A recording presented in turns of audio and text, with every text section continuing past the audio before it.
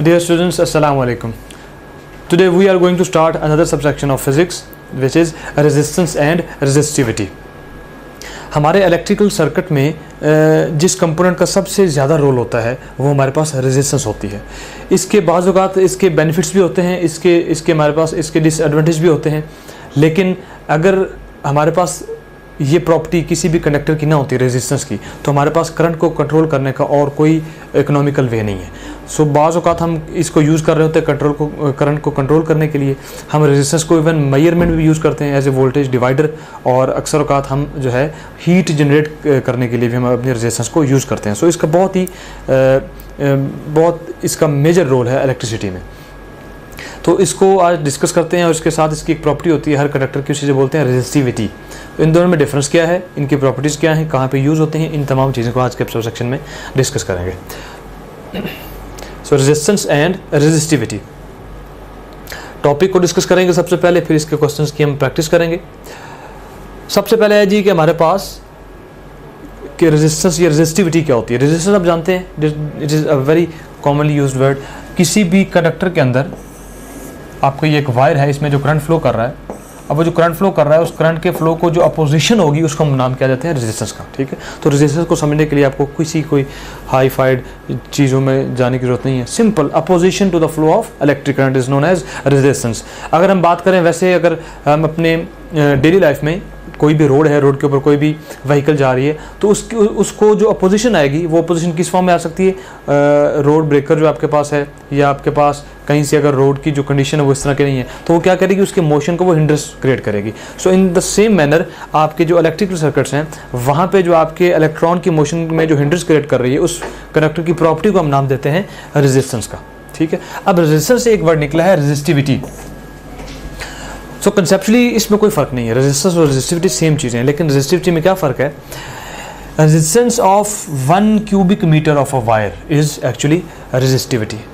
कि अगर आप किसी भी कंडक्टर के लिए लेंथ लें, और उसका कितनी लेंथ लें, 1 क्यूबिक मीटर।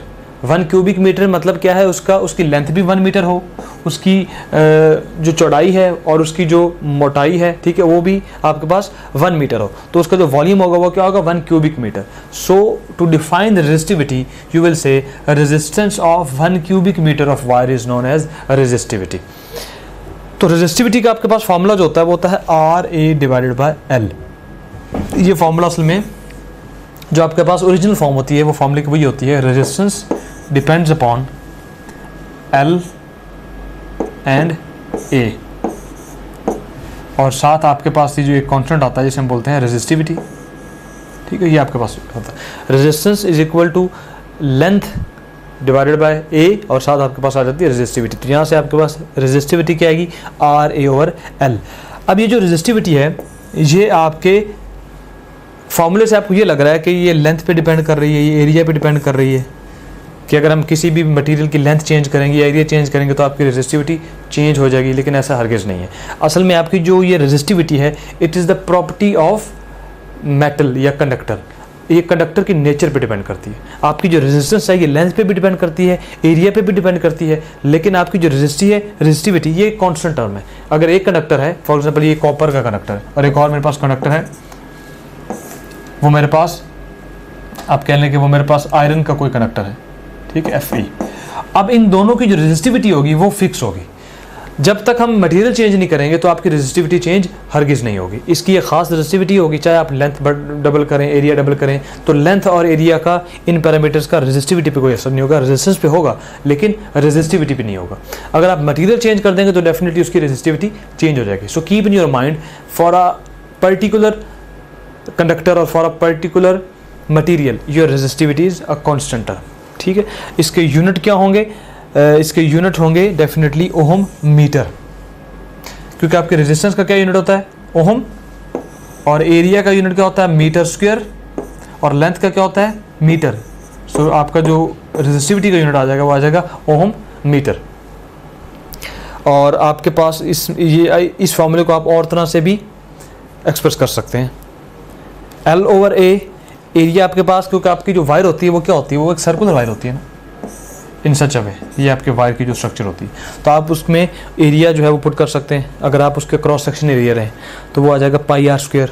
ठीक है। फिर आप r की जगह d/2 लिख सकते हैं और उसको आप रीअरेंज कर सकते हैं। सो आप इसकी फॉर्मूले को एक से ज़्यादा फॉर्म में आप इसको रिलेट कर सकते हैं, ठीक है। सो ये आपकी बेसिक्स हैं अबाउट रेजिस्टिविटी। और इसमें आपने जो पॉइंट टू पॉन्डर है, जो मेन चीज़ है वो क्या है, आपकी जो रेजिस्टेंस है वो डिपेंड करती है लेंथ पे, एरिया पे, पैरामीटर्स में, लेकिन आपकी जो रेजिस्टिविटी है वो लेंथ और एरिया पे डिपेंड नहीं करती। यहाँ पे भी आप देख लें, आपकी फिगर में हमने ये लेंथ शो की हुई है और यहाँ पे आपके पास इसका क्रॉस सेक्शनल एरिया है और आपकी जो रेजिस्टेंस आ रही है वो क्या आ रही है, resistivity into L/A. Now this resistivity will depend on the material, nature of the conductor, and length and area are the parameters of resistance. Length और area को चेंज करेंगे तो फिर resistance चेंज होगी, लेकिन resistivity चेंज नहीं होगी। Dependence of resistivity, अभी हमने जैसे डिटेल में बात की तो उसको हम देख लेते हैं further. It depends on nature, ये नेचर पे डिपेंड करती है कि आपका कौन सा कंडक्टर है, उसकी क्या रेजिस्टिविटी है। कंडक्टर चेंज कर देगा, मटेरियल चेंज कर देगा तो फिर रेजिस्टिविटी चेंज होगी, अदरवाइज चेंज नहीं होगी। यहाँ पे आप देखें हमारे पास कुछ मटेरियल्स हैं, एल्यूमिनियम है, copper, gold, nichrome, silver and tungsten.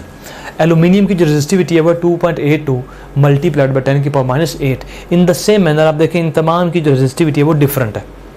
इसमें मैक्सिमम जो रेजिस्टिविटी है वो आपके पास नाइक्रोम की है और जो आपके पास मिनिमम रेजिस्टिविटी है वो आपके पास सिल्वर की है।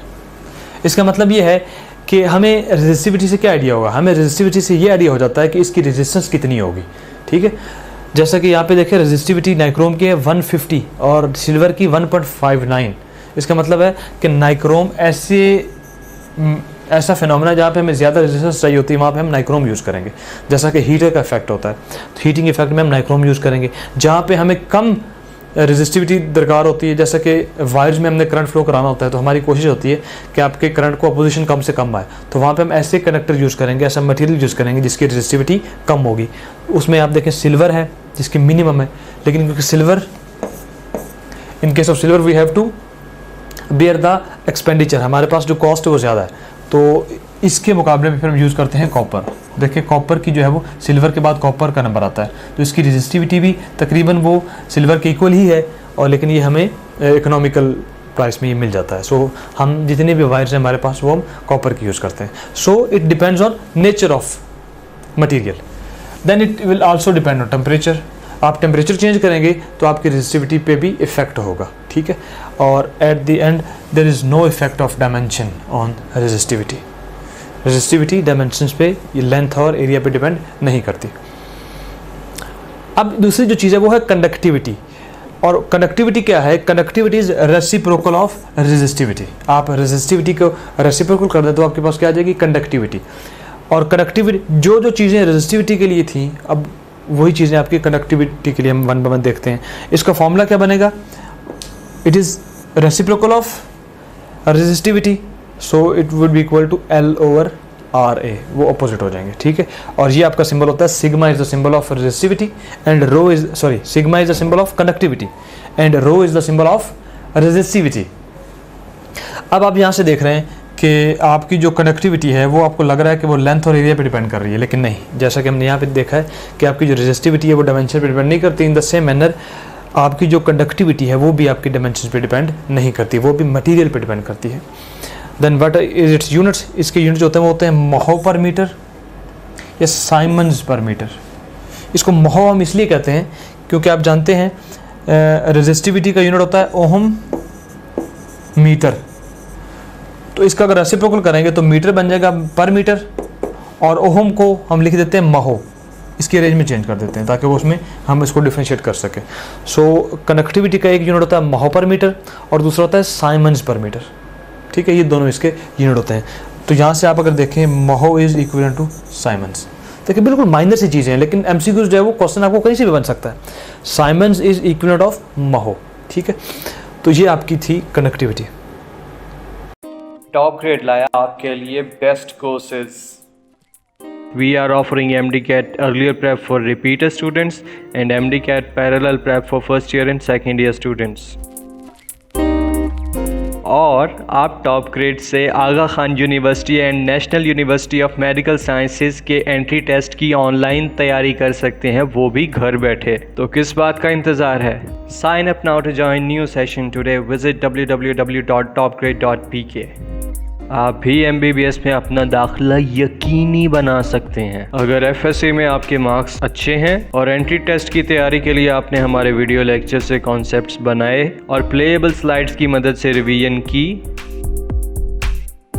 और हमारे क्वेश्चन बैंक से 30,000 से ज़ायद MCQs की प्रैक्टिस की और अपनी गलतियों से सीखा, तो MBBS में आपका दाखिला यकीनी है। अगर FSC में आपके अच्छे मार्क्स हैं और एंट्री टेस्ट की तैयारी के लिए आपने हमारे वीडियो लेक्चर्स से कॉन्सेप्ट्स बनाए और प्लेएबल स्लाइड्स की मदद से रिवीजन की और हमारे क्वेश्चन बैंक से 30,000 से ज़ायद MCQs की प्रैक्टिस की और अपनी की गई गलतियों से सीखा और उनको मज़ीद बेहतर तरीके से इम्प्रूव किया, तो यकीन जानिए आपका MBBS में दाखिला यकीनी है। You can also download Top Grade app from Google Play Store or App Store. Visit topgrade.pk. For more information, contact 0304 111 5060. अब एक बहुत इंपॉर्टेंट चीज़ होती है आपके इलेक्ट्रिसिटी में, वो हम कंडक्टर पे भी अप्लाई करते हैं, वो हम इंसुलेटर पे भी अप्लाई करते हैं, वो हम सेमी कंडक्टर्स पे भी अप्लाई करते हैं, और वो चीज़ है हमारे पास टेम्परेचर कोएफिशिएंट। और ये ऐसा पैरामीटर है जिसकी बिना पे हम मटेरियल्स को कैटेगराइज करते हैं कि या आइदर इट इज़ कंडक्टर और इट इज़ इंसुलेटर और it is semi conductor. So ये है क्या चीज़? Fractional change in resistance per kelvin. आपके टेम्परेचर के चेंज होने की वजह से आपकी जो रेजिस्टेंस चेंज होगी उसको मेजर करने का ये पैरामीटर है, और इसकी एग्जैक्ट डेफिनेशन क्या है? Fractional change. फ्रैक्शनल चेंज का मतलब ये है आपका जो केल्विन टेम्परेचर, ये बहुत कम टेम्परेचर है, ठीक है। तो अगर आप पर केल्विन 1 केल्विन टेम्परेचर चेंज करेंगे तो उसकी वजह से रेजिस्टेंस कितनी चेंज होगी?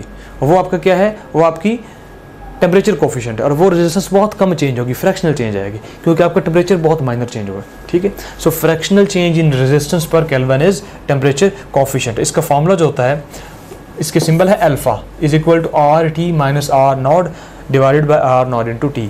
RT is the resistance of any material at a certain temperature, R nought is the resistance of any material at 0 kelvin, ठीक है। और आपके पास इसी तरह ये आपके पास रेजिस्टिविटी है, इसको हम रेजिस्टेंस के फॉर्म में भी लिख सकते हैं और रेजिस्टिविटी की फॉर्म में लिख सकते हैं, ठीक है, क्योंकि आप जानते हैं कि रेजिस्टिविटी टेम्परेचर डिपेंडेंट होती है।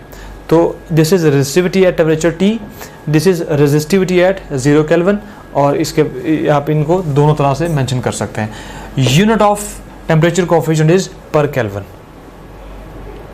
ठीक है। ये पर केल्विन क्यों है आपके पास? क्योंकि आप देखिए आपका न्यूमरेटर में भी रेजिस्टेंस है, डिनोमिनेटर में भी रेजिस्टेंस है, तो ये इन दोनों के यूनिट कैंसिल हो जाएंगे, और यहाँ पे आपके पास डिनोमिनेटर में क्या है? टेम्परेचर है, तो टेम्परेचर का यूनिट केल्विन, तो ऊपर जाएगा ये क्या बन जाएगा? पर kelvin. So this is the unit of temperature coefficient.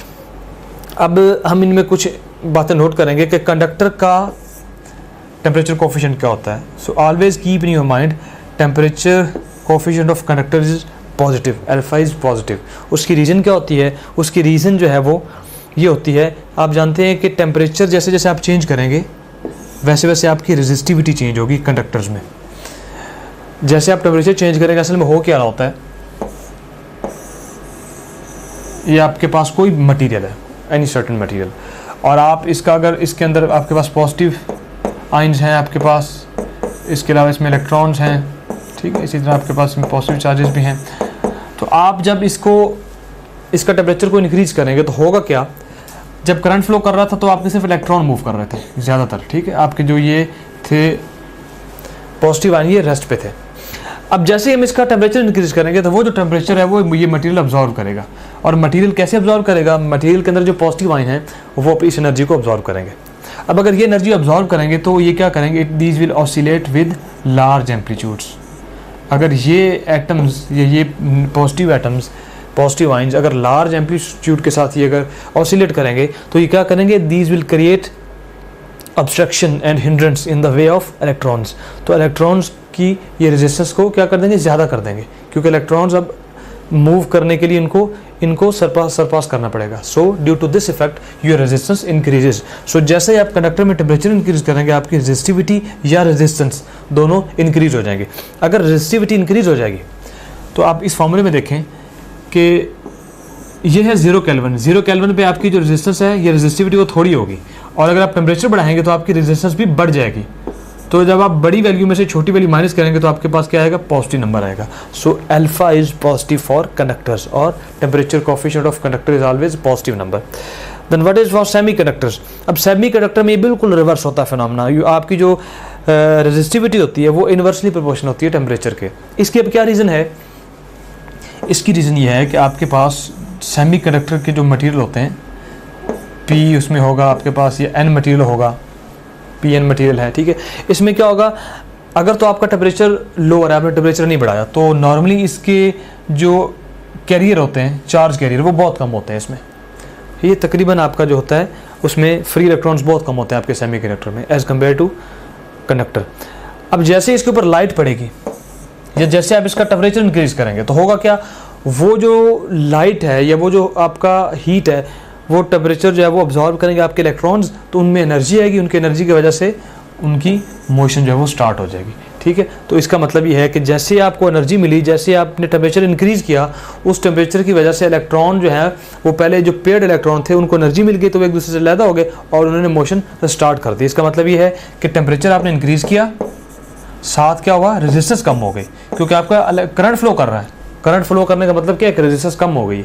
So resistance and resistivity and temperature are inversely proportional. तो इधर देखें, अगर आपका 0 डिग्री पर रेजिस्टेंस आपकी क्या होगी, ज़्यादा होगी, आप टेम्परेचर बढ़ाएंगे तो आपकी रेजिस्टेंस कम हो जाएगी। So this will be a negative number. So alpha is negative for semi conductors, ठीक है। तो ये आप देखें, ये दोनों में ये डिफरेंस है कि सेमी कंडक्टर का और आपका जो कंडक्टर है उनका जो अल्फा है वो डिफरेंट होता है, ठीक है। एक का पॉजिटिव और एक का नेगेटिव है। तो ये हमारा टॉपिक था, टॉपिक हमारा हो गया कंप्लीट। अब हम इसके क्वेश्चंस की प्रैक्टिस करते हैं। The product of resistivity and conductivity is 1, resistivity, conductivity और 0। You know that resistivity and conductivity are reciprocal of each other.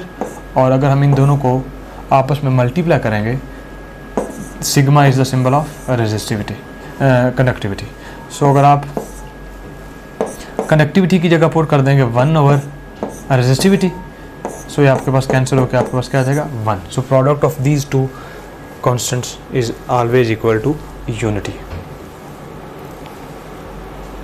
If area of the wire become double and resistance become half, what effect to resistivity. आप area आप double कर रहे हैं, resistance आप half कर रहे हैं। तो अगर आप देखें रेजिस्टिविटी का फार्मूला, तो आपके पास होता है, अगर आप एरिया डबल करें, आप लेंथ को हाफ करें, बल्कि आप उसकी रेजिस्टेंस को हाफ कर रहे हैं, ठीक है। आप मतलब उसकी रेजिस्टेंस को हाफ करें तो रेजिस्टिविटी पे क्या असर होगा। आप जानते हैं कि resistivity does not depend on the dimension, it will only depend on the nature of substance. So आप चाहे उसकी रेजिस्टेंस को चेंज करें, चाहे उसकी लेंथ को चेंज करें, चाहे एरिया को चेंज करें, आपकी रेजिस्टिविटी पे कोई असर नहीं आएगा। So your resistivity will remain same. Beta is the right option. If the resistivity of conductor is large, then it is an insulator, a poor conductor, a good conductor or a conductor. तो अगर एक conductor की आपके पास resistivity large है तो आप उसको किस कैटेगरी में प्लेस करेंगे, you will place it in a poor conductor.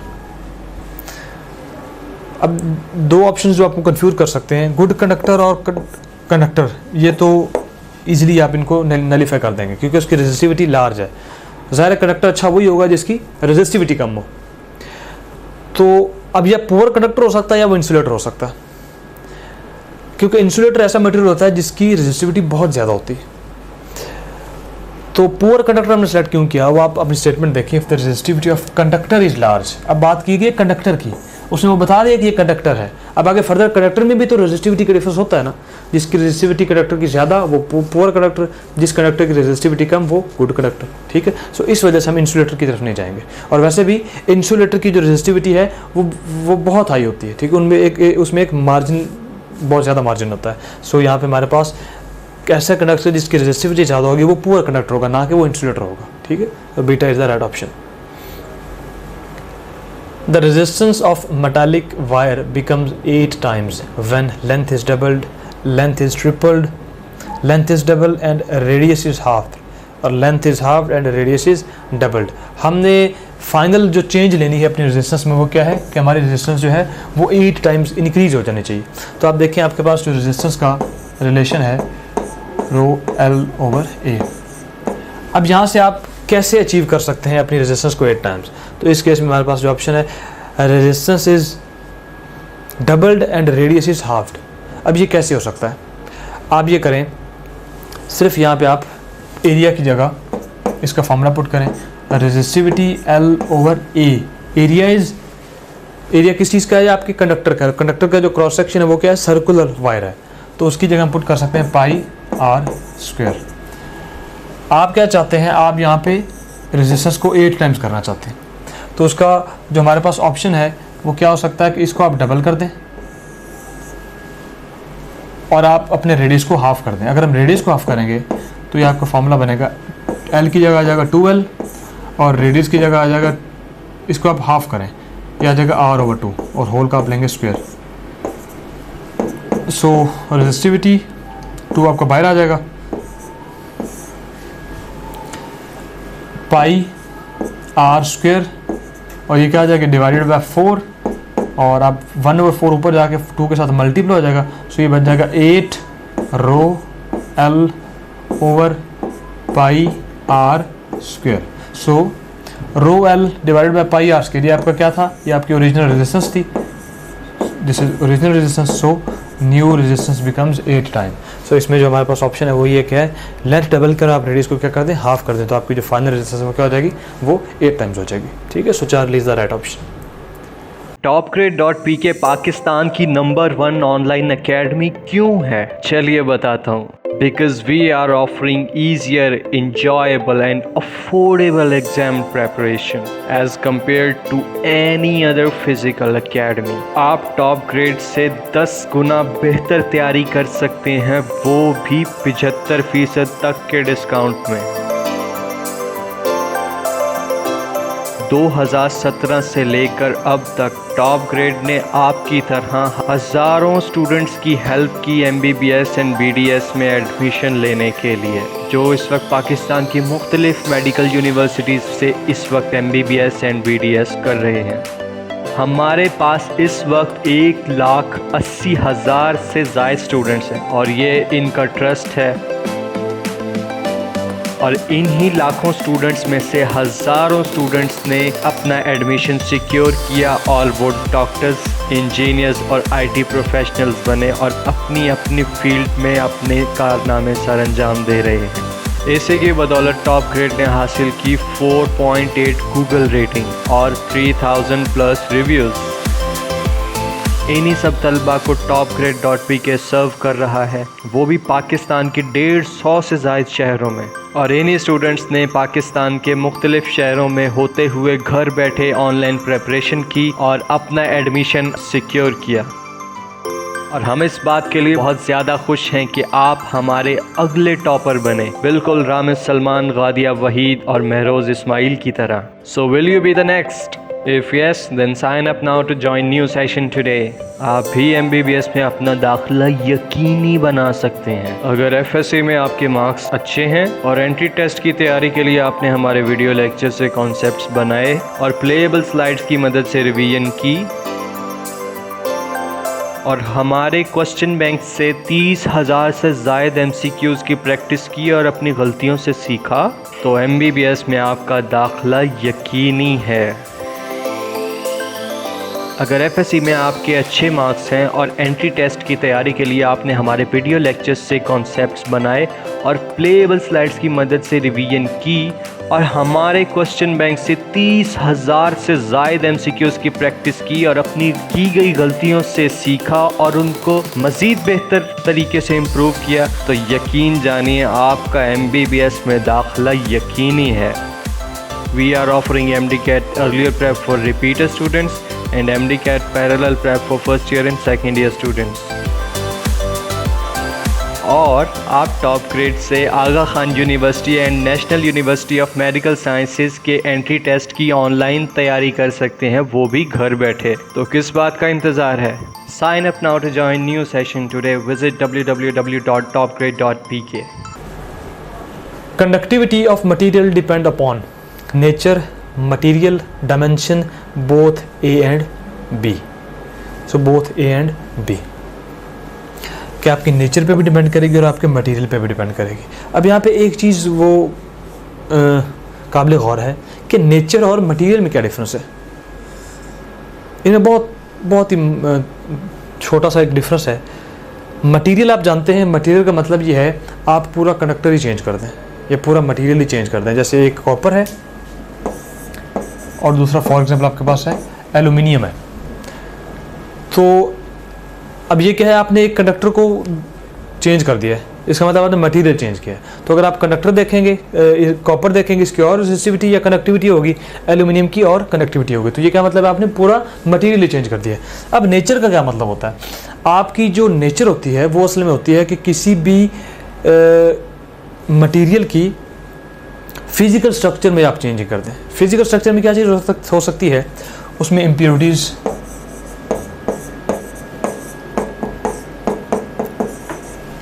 एक चीज़ तो ये है कि उसके अंदर आप इम्प्योरिटीज़ डाल दें या उसके अंदर वो वैसे भी एटमॉस्फेयर की वजह से इम्प्योरिटीज़ आ जाएं।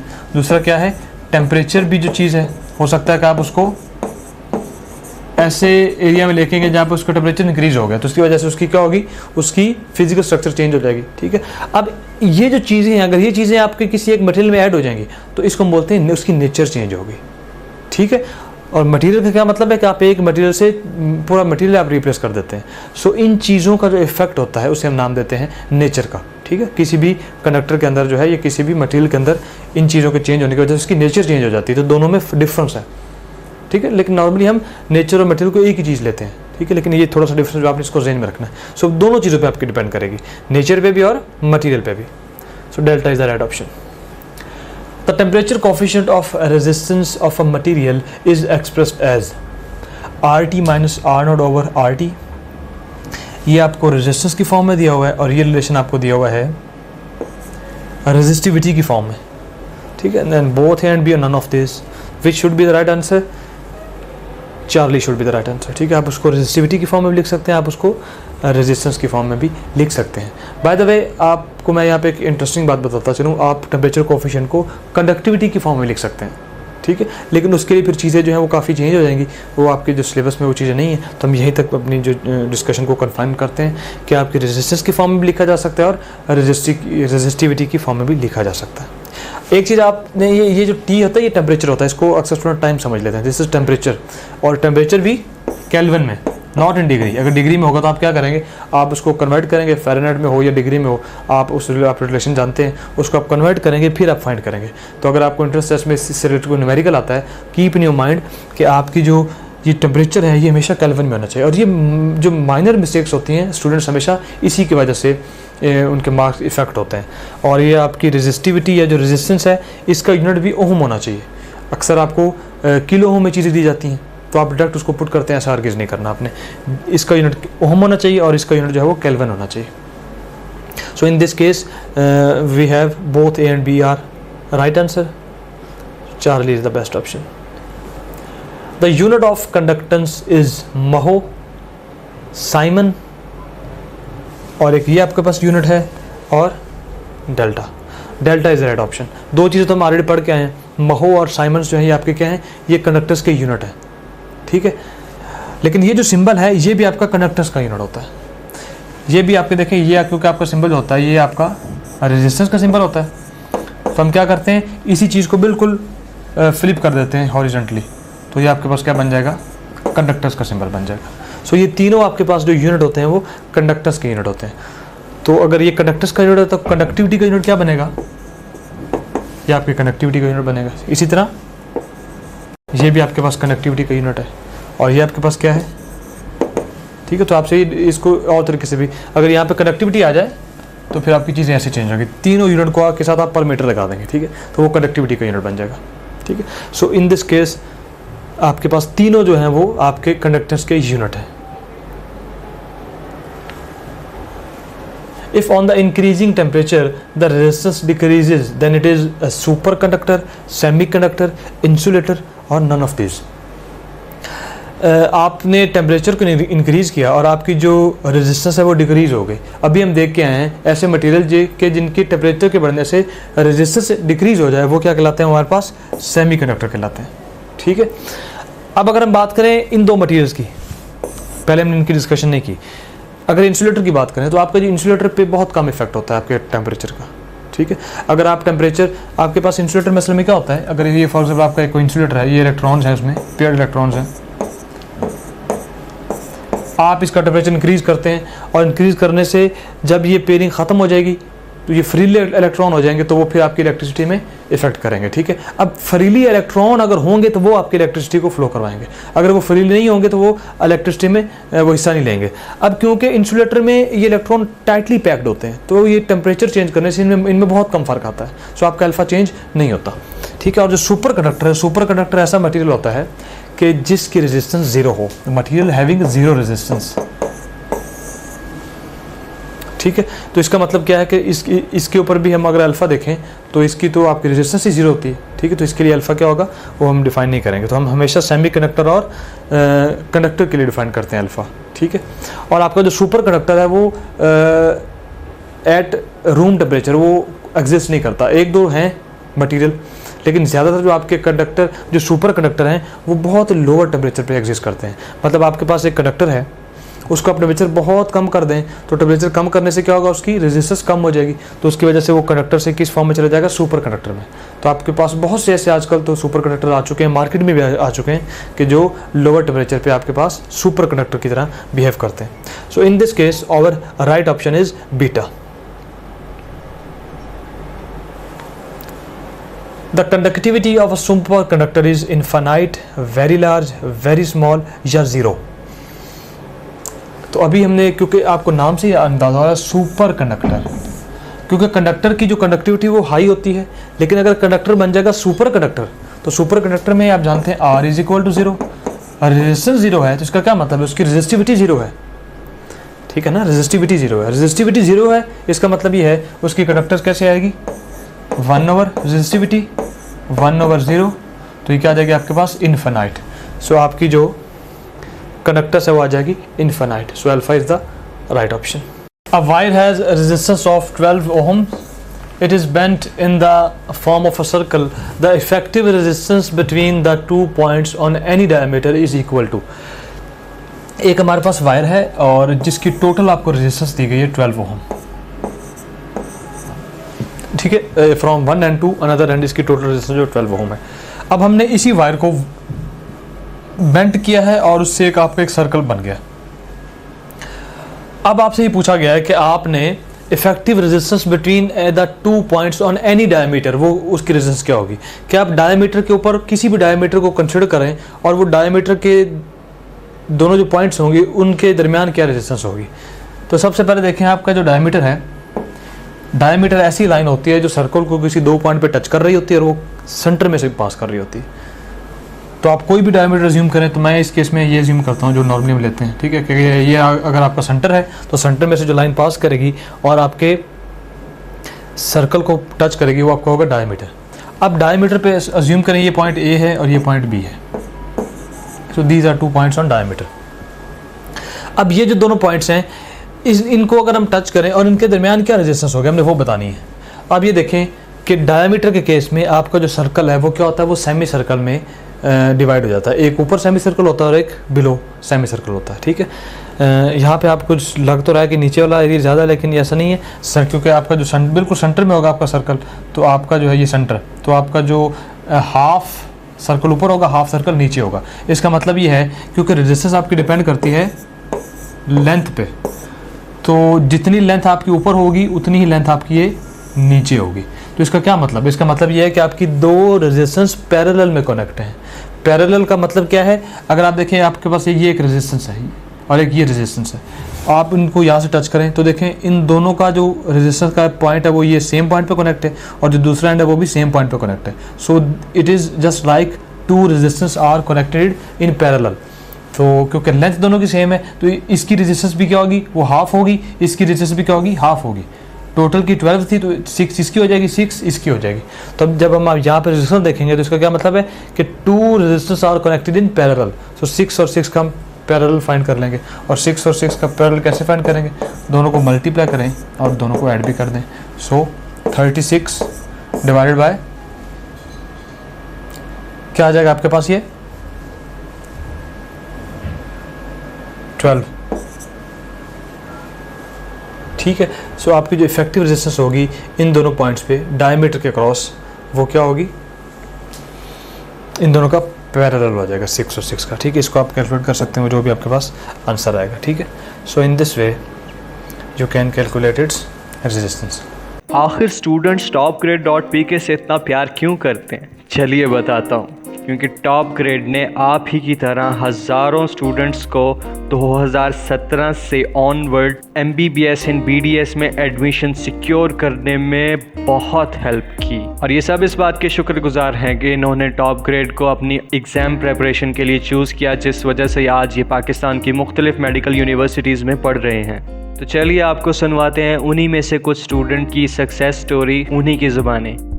सबसे पहले मिलिए मुकद्दस मरियम से, जो कि अल्लामा इकबाल मेडिकल कॉलेज लाहौर से MBBS कर रही हैं, और ये अपनी ज़ुबानी बताएंगी कि टॉप ग्रेड ने इनको MBBS में एडमिशन सिक्योर करने में कैसे हेल्प किया। अस्सलाम वालेकुम, मेरा नाम मुकद्दस मरियम है और मेरा इस साल एडमिशन अल्लामा इकबाल मेडिकल कॉलेज लाहौर में हुआ है।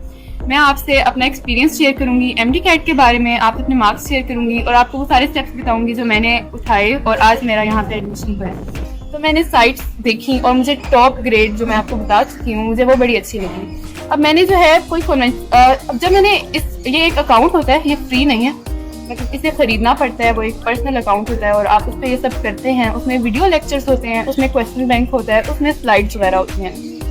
सही हो गया। टॉप ग्रेड का जो है ना, मैंने दिसंबर से, यानी कि मेरे सेकंड ईयर अभी चल रही थी और फिर मैंने ना दिसंबर से इस पे काम करना शुरू कर दिया था। असल में इसमें ये होता है कि इसमें वीडियो लेक्चर्स ना रिकॉर्डेड पड़े होते हैं और वीडियो लेक्चर्स जिस बंदे ने रिकॉर्ड करवाए हुए हैं ना, उसका नाम है डॉक्टर मौज़म मंजूर और वो भी खुद भी अल्लामा इकबाल का ग्रेजुएट है, MBBS डॉक्टर है वो। तो बड़े अच्छे लेक्चर्स थे वो, यकीन जाने मतलब कमाल थे वो, बहुत अच्छे कॉन्सेप्ट्स बनाते हैं वो।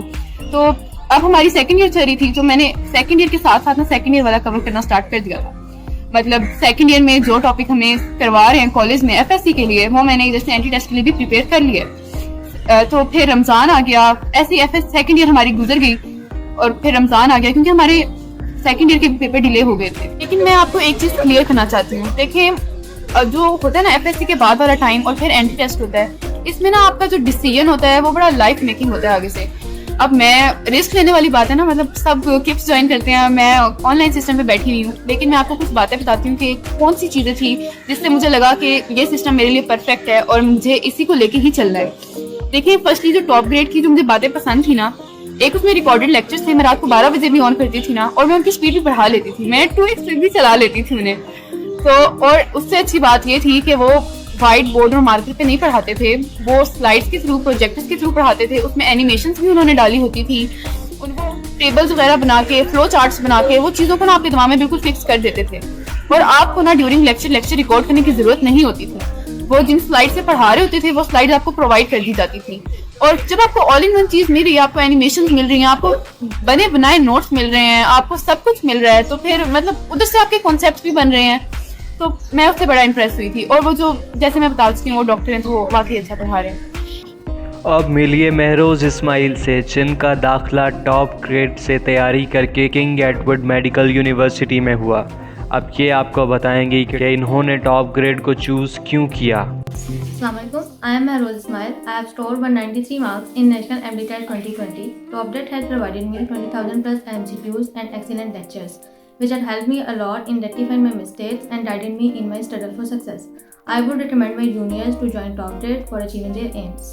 इसके बाद मिलिए मिसबा जावेद से, इनका दाखिला किंग एडवर्ड मेडिकल यूनिवर्सिटी में हुआ। चलिए सुनते हैं इनकी ज़बानी, इनकी success story. Assalamualaikum, my name is Misbah Javed. My score in MD CAT is 189. I got admission at King Edward Medical University Lahore. I joined Top Grade. It is really a great useful app. It has a large question bank and so many useful lectures that help me in building my concepts. It is literally a kind of a book that is in your pocket and you can practice whenever, wherever you want, and I'll really advise you to join this app. इसके बाद मिलिए अरीबा असगर से, जिन्होंने अपना दाखिला Sahiwal medical college Sahiwal में किया और ये इस बात की बेहद शुक्रगुजार हैं कि इन्होंने बेहतरीन चॉइस की, वो भी topgrade.pk से। चलिए सुनते हैं इनकी ज़बानी। अस्सलाम वालेकुम, आई एम अरीबा। अल्हम्दुलिल्लाह एज अ फ्रेशर मैंने एमटीकेट क्लियर किया है। मैंने अपनी प्रिपरेशन टॉपग्रेड से की। टॉपग्रेड एक ट्रस्टेबल एप्लीकेशन है। इसके क्वेश्चन बैंक से बहुत हेल्प मिलती है और टाइम मैनेजमेंट भी बेहतर होती है। So I will recommend my juniors कि वो एमटीकेट की प्रिपरेशन के लिए टॉपग्रेड ज्वाइन करें। आप भी MBBS में अपना दाखिला यकीनी बना सकते हैं अगर FSC में आपके मार्क्स अच्छे हैं और एंट्री टेस्ट की तैयारी के लिए आपने हमारे वीडियो लेक्चर से कॉन्सेप्ट्स बनाए और प्लेएबल स्लाइड्स की मदद से रिवीजन की और हमारे क्वेश्चन बैंक से 30,000 से ज़ायद MCQs की प्रैक्टिस की और अपनी गलतियों से सीखा, तो MBBS में आपका दाखिला यकीनी है। अगर FSC में आपके अच्छे मार्क्स हैं और एंट्री टेस्ट की तैयारी के लिए आपने हमारे वीडियो लेक्चर्स से कॉन्सेप्ट्स बनाए और प्लेएबल स्लाइड्स की मदद से रिवीजन की और हमारे क्वेश्चन बैंक से 30,000 से ज़ायद MCQs की प्रैक्टिस की और अपनी की गई गलतियों से सीखा और उनको मज़ीद बेहतर तरीके से इम्प्रूव किया, तो यकीन जानिए आपका MBBS में दाखिला यकीनी है। We are offering MDCAT earlier prep for repeater students and MDCAT parallel prep for first year and second year students. और आप टॉप ग्रेड से Aga Khan University and National University of Medical Sciences के एंट्री टेस्ट की online तैयारी कर सकते हैं, वो भी घर बैठे। तो किस बात का इंतज़ार है? Sign up now to join new session today. Visit www.topgrade.pk. Thermocouples convert electrical energy into heat energy into electrical energy, kinetic into potential और light into electrical energy। तो ये आप जानते हैं कि जो थर्मोकपल्स हैं वो आपके हीट एनर्जी को इलेक्ट्रिकल एनर्जी में कन्वर्ट करते हैं। अब कुछ क्या ऐसे मटेरियल भी होते हैं जो कि इलेक्ट्रिकल एनर्जी को हीट एनर्जी में कन्वर्ट कर रहे हो। इसका जो रिवर्स फिनोमेना है वो भी आपको पता होना चाहिए, आपसे वो भी पूछा जा सकता है।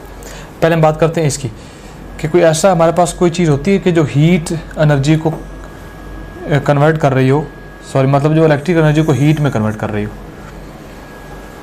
तो आप जानते हैं हीटर एक ऐसी चीज़ है जो इलेक्ट्रिक एनर्जी को हीट में कन्वर्ट करता है, ठीक है। अब काइनेटिक एनर्जी को आप पोटेंशियल एनर्जी में चेंज कर सकते हैं, इसी तरह पोटेंशियल को काइनेटिक में भी कर सकते हैं। हम सिर्फ इलेक्ट्रिक एनर्जी की बात करते हैं। तो इधर देखें, लाइट एनर्जी को इलेक्ट्रिक एनर्जी में कौन कन्वर्ट करेगा?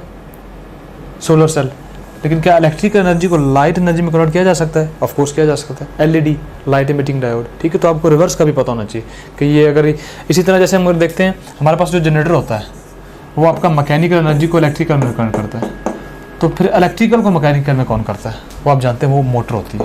मोटर जो है वो आपकी इलेक्ट्रिकल को मैकेनिकल में करती है। तो ये अगर कोई चीज़ इलेक्ट्रिकल में कन्वर्ट की जा सकती है तो बिल्कुल उसी तरह इन द सेम वे वो that can be traced back in the previous form of energy, ठीक है। तो आपको उन सब डिवाइसेस का आइडिया होना चाहिए कि वो डिवाइसेस के नेम्स क्या हैं। The resistance of a piece of wire is 12 ohm. It is bent to form an equilateral triangle. What is the equivalent resistance between any two corners of triangle? इसमें भी जो आपके पास ओरिजिनली आपको एक wire दी गई थी जिसकी टोटल रेजिस्टेंस थी 12 ओम और आपने उस वायर को इस तरह बेंड करना है कि आपने एक ट्राइंगल बनानी है और ट्राइंगल भी आपने कौन सी बनानी है? Equilateral triangle. तो पहले हम इसको करते हैं। अगर आप इस वायर से एक इक्विलेटरल ट्राइंगल बनाएंगे तो for example this is equilateral triangle, आप इनको नाम दें A, B और C। तो आपने क्या फाइंड करना है? आपने फाइंड करना है you have to find the equivalent resistance between any two corner of triangle. किसी भी दो कॉर्नर के दरमियान रेजिस्टेंस फाइंड करनी है। अगर हम A B के क्रॉस करेंगे तो वो ये रेजिस्टेंस होगी, A C के क्रॉस होगी तो ये होगी, B C के क्रॉस होगी तो वो ये होगी। तो किसी भी दो कॉर्नर के दरमियान आपने इक्विवेलेंट रेजिस्टेंस फाइंड करनी है। उसके लिए सबसे पहले आप ये देखें कि हर साइड की, इस ट्राइंगल की हर साइड की रेजिस्टेंस क्या होगी।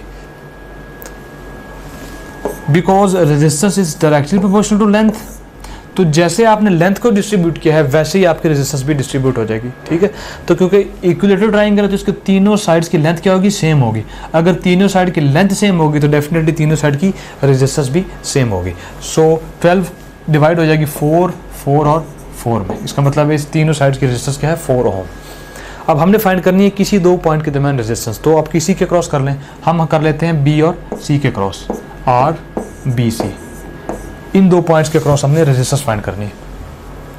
तो इन दो पॉइंट के क्रॉस अगर हम रेजिस्टेंस फाइंड करें तो वो कैसे करेंगे। सबसे पहले आप ये देखिए कि कौन सी रेजिस्टेंस सीरीज में है और कौन सी पैरेलल में। अब सीरीज में कैसे देखा जा सकता है, you are looking at this point और आप ये देखें अगर करंट यहाँ से फ्लो कर रहा है ऐसे, तो करंट को यहाँ से फ्लो करने का सिर्फ एक ही रास्ता है। तो ऐसा कम्बिनेशन जहाँ पे करंट के फ्लो करने का सिर्फ एक ही पाथ हो उसको हम नाम देते हैं सीरीज, ठीक है। So this is series circuit. यहाँ पे आपके पास ये जो दोनों रेजिस्टेंस है ये सीरीज में लगी हुई, तो इन दोनों का इक्विवेलेंट क्या आ जाएगा, 4 + 4, वो क्या आ जाएगा, 8 आ जाएगा। सो इसकी जगह हम लिख सकते हैं कि हमारे पास यहाँ पे क्या आ गया, अब एक रेजिस्टेंस आ गई जिसकी रेजिस्टेंस क्या है, 8, ठीक है। 4 और 4 क्योंकि सीरीज में थे, इन दोनों को हमने ऐड कर लिया, तो यहाँ पे क्या आ गया आपके पास, 8 आ गया। अब देखें ये 8 और 4 आपस में क्या है, ये पैरेलल में, क्योंकि दोनों के जो टर्मिनल है वो सेम पॉइंट्स में, ठीक है। सो 8 और 4 क्या है, पैरेलल में। अब आप 8 और 4 का इक्विवेलेंट ले लें। So R equivalent is equal to 8 multiplied by 4 और 8 + 4। 8 multiplied by 4 is 32 and 8 + 4 is 12। इसको आप अगर आप फर्दर करें तो आपके पास आ जाएगा 16/6 और फर्दर आप इसको कर सकते हैं जो आपके पास आ जाएगा 8/3। 8/3 विल अप्रोक्सीमेटली इक्वल टू 2.7 के करीब आपके पास ये आ जाएगा। So your equivalent resistance between any to terminal is 2.7। अब आप किसी और दो टर्मिनल के दरमियान भी करेंगे वो भी सेम रेजिस्टेंस आएगी, ठीक है। तो इस तरह आप इसको इवेल्युएट कर सकते हैं।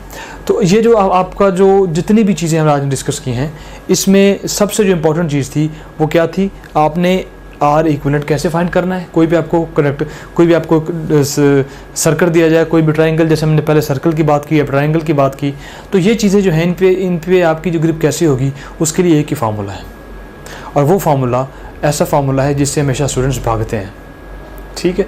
तो वो कौन सा फार्मूला है आपको वो आइडिया हो गया होगा, that is practice, practice and practice. Practice makes a man perfect, practice makes a man engineer, practice makes a man doctor, ठीक है। सो विदाउट प्रैक्टिस, ख़ास तौर पे मैं आपको श्योरिटी के साथ कह सकता हूँ कि अगर इलेक्ट्रिकल की जितनी भी चीज़ें इलेक्ट्रिसिटी में उस पर ग्रिप करनी है तो आपकी प्रैक्टिस होनी चाहिए, ठीक है। अगर आप बहुत ज़्यादा जिसे कहते हैं कि अगर आप जो है ना वो अपने आप को समझते हैं कि आप इतने बहुत ज़्यादा ज़हीन नहीं है, ठीक है, लेकिन इलेक्ट्रिसिटी ऐसी चीज़ है कि जिसमें आप प्रैक्टिस करेंगे तो ये प्रैक्टिस ही ऐसा पैरामीटर है जो आपको ऊपर और नीचे ले जाएगा।